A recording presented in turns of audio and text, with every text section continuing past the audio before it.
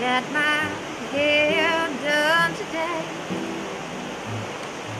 I'm the latest fashion on display. Check out my nails. Passion pink is my color. New dress. Lacy secret underwear.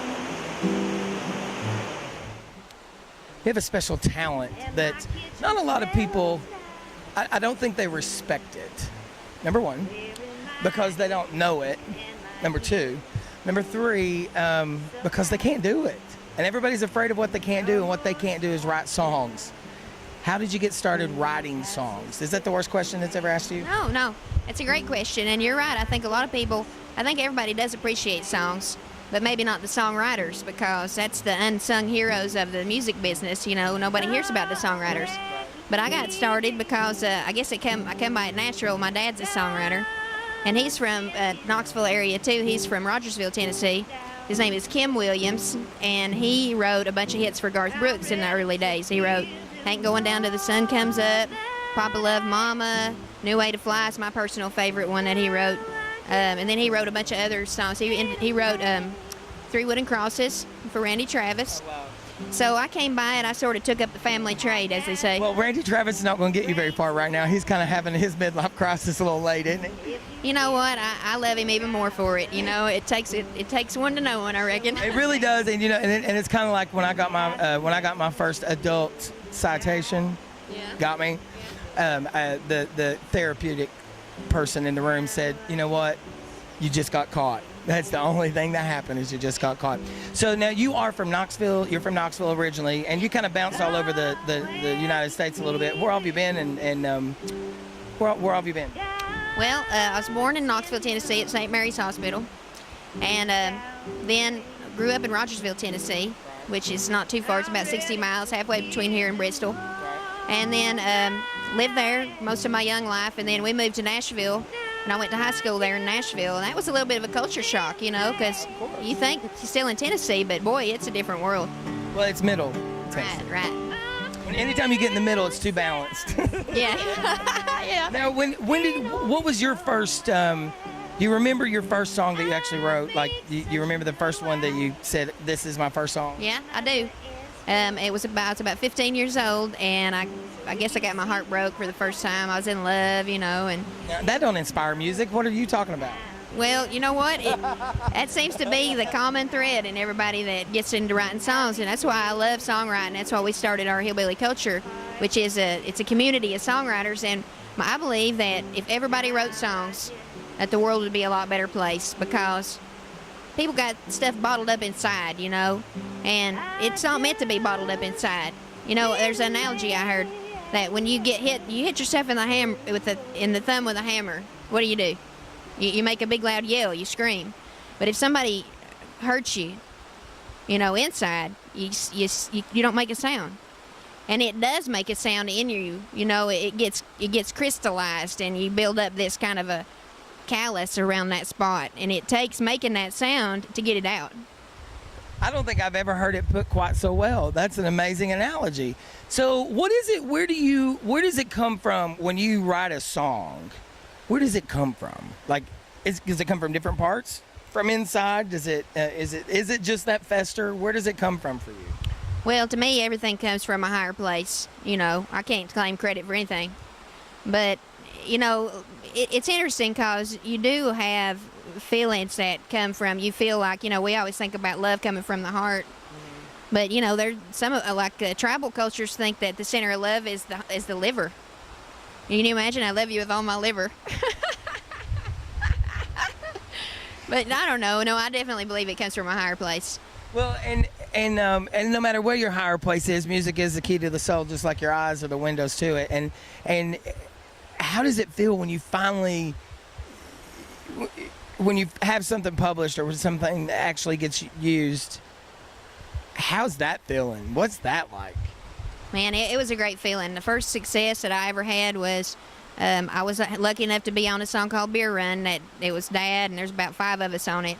and it was a Garth Brooks. And Y'all were on a beer run, weren't you? yeah, yeah. And you know, there's just a special feeling when you hear somebody else doing your song. You know, it's like you remember that movie that came out? It was about songwriters, the thing called Love, I think it was called. Yes, yes. There's a scene in that movie where the dude hears this song on the radio for the first time, and he's driving his Jeep down the road, and he rear-ended somebody.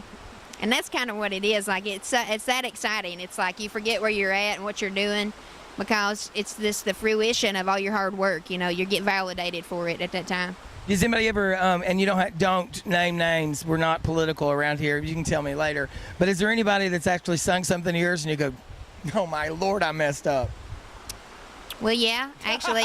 Good. And I told her about it too. What happened was, it's a young lady, and she's a fan of mine, but she didn't understand, like a lot of people don't, that you have to have permission from the person who wrote the song in order to do it the first time out. It's called right of first use. And she didn't know that, and she recorded my song and wrote a new verse on it that did not rhyme and put it up on YouTube, and it had 1 million hits on it. And this young lady is she's named after a famous bank robber, I'll put it that way. Well, she done stole somebody's lyrics now, and the rest of the story, as Paul Harvey says. Yeah, well, like I said, she didn't know any better, but you know, that's not good. You don't take something that somebody else's in. Ever. Yeah. Ever. But like, you know, she didn't know. She's young. She learned.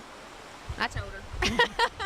I mean, you're not some little calm little blonde. I mean, I don't know that I would want to upset you very much, you little redhead. Did it go over well? I think I scared her. I mean, she asked me, she said, what'd you think of my version of your song? And I said, well, since you're asking me, I honestly don't like it. I wish that if you thought it needed to be longer, I wish you'd have talked to me about it, and maybe we could have sat down and wrote another verse that appealed to both of us instead of, you know, the way it's done right now. Well, I don't know that I'd ever want to cross paths with you, so can you make sure that we do have permission to air this, right? Yes, you do. So, what is some of the what's some of your biggest accomplishments as far as what the heck, as far as a person? What's your biggest accomplishment so far? As a person? Yeah. My kids. Good answer. Yeah, I've got twins, boy and a girl, and they saved my life. I mean, they really did. I brought them into the world, and they saved my life. Well, it's kind of my dog saved my life. I'm too chicken to get married and have kids. I mean, what's that about? You know what I mean? You'd be a good nana. I doubt it. I'd let them poop in the house. Yeah, well, you got to do that too. So, what's next for you? Let's, what's next for you career-wise? Where do you go? What are you working on? What's happening? Well, I had the great honor of performing at Ambassador Andrew Young's birthday party here this year. It's the second time I performed there. This year was his 80th birthday, and he was the first African-American ambassador to the UN. So he's extremely, historic figure, but he's just an amazing humanitarian. And that's where I'm going, because what we do with Hillbilly Culture is we provide education and resources for people who want to express their creative voice. Songwriters, artists are the ones that tell the story for humanity. Artists are the brave people that say what's on their mind, and they're not afraid of putting it out there, putting it all on the line. And artists and humanitarians kind of go hand in hand. They really do. It's just about what can you give. And so that's where I'm going. I'm working on expanding our education platform we're going back into the K-12 to bring songwriting programs and teach kids about why it's important to pay for music that you love. Right. Well, so before, when we got this interview, I met you on the phone. I was instantly hooked. Can't wait to hear you sing now. Down to me. I'm ready to give him all that I am. Now I just need a man.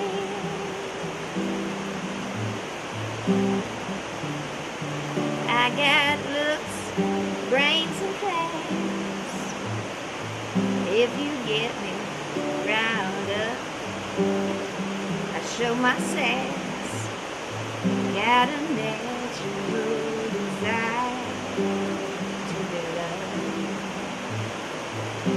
Now I just need a man.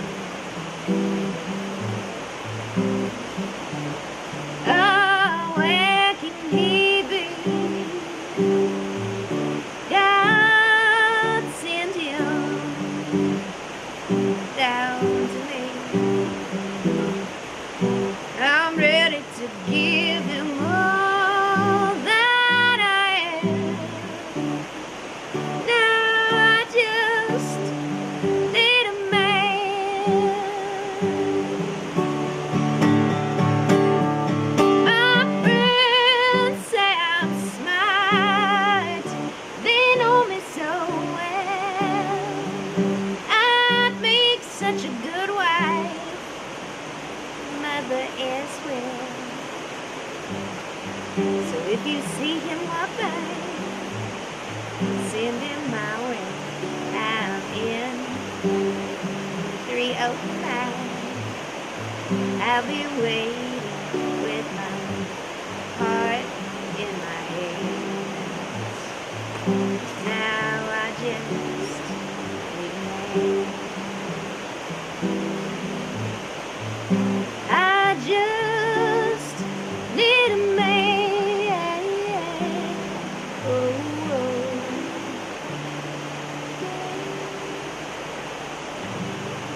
The Songwriting Festival allows people like me that are songwriters to have a face with the songs that we've written, you know, because the song gets paired up in people's minds with the artist that puts it out.